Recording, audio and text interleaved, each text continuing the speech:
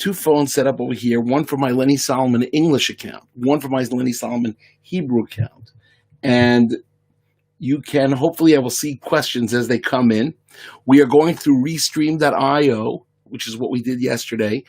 We are trying to streamline this thing so we can go to as many locations as possible. 2 Facebook pages, 1 YouTube account, 1 LinkedIn account, and 1 Twitter account. So that's why we're experimenting. But I just wanted to say hello to everybody. This is, as you can see, this is not going to be a hockey jersey night. No hockey jersey night here in Beit Shemesh. I am wearing a Miami Marlins hat. No trivia today. This time you guys get to ask the questions. I don't know if you'll ask while I'm online, but you'll ask me after, and then I'll respond.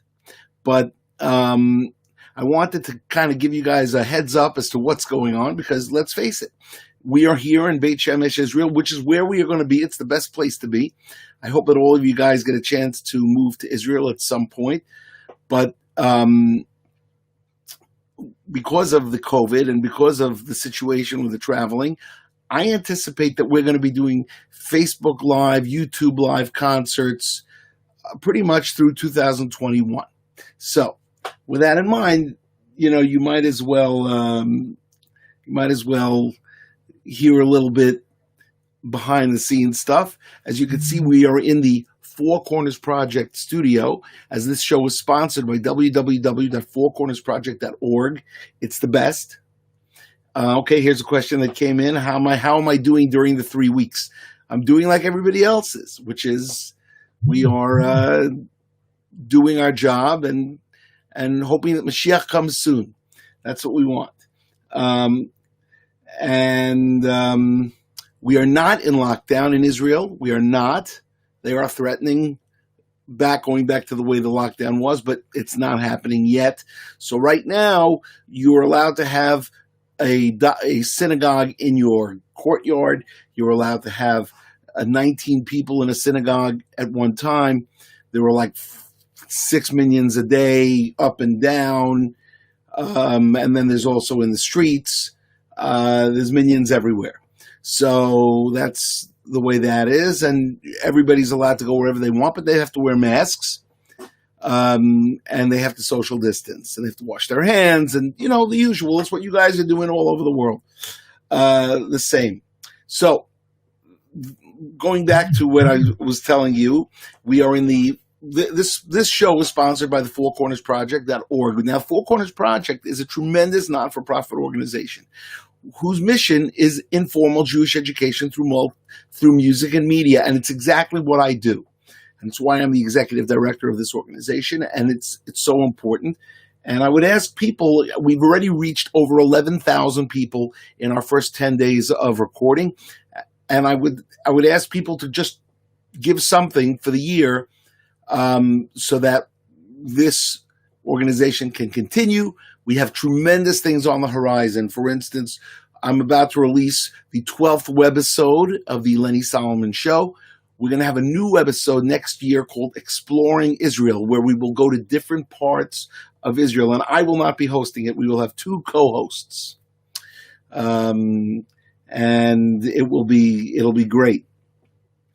We also have a new album we're going to be working on, and of course, musicals and tremendous things. And I want you all to be a part of it. Keep it going. Support the work of the Four Corners Project. Just go to www.4cornersproject.org. It's right there on the back, overlooking me. And then all you have to do is give a donation for the year. Something.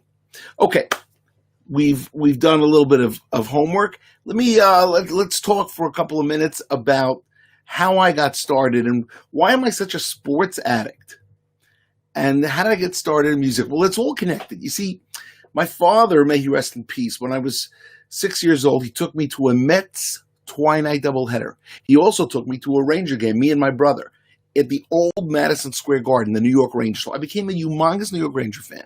I became a Met fan. And then a little bit later on, he took me to a Yankee game too, me and my brother, and we watched the Yankees and the Mets. So it's a weird thing. It's people get upset when they hear this, but I'm actually a Yankee fan and a Met fan, which is kind of strange. Rangers, though, runs very deep. Knicks, Giants, Jets, all sports. So my father took me to that, but also when I was 8 years old, he took me to my music teacher. His name was Chazan Moshe Katz. Alav HaShalom. He also should rest in peace. Chazan Moshe Katz taught me music from 8 to 18. I learned accordion, and I played accordion. And it was there that I guess we all figured out that I had a knack for music.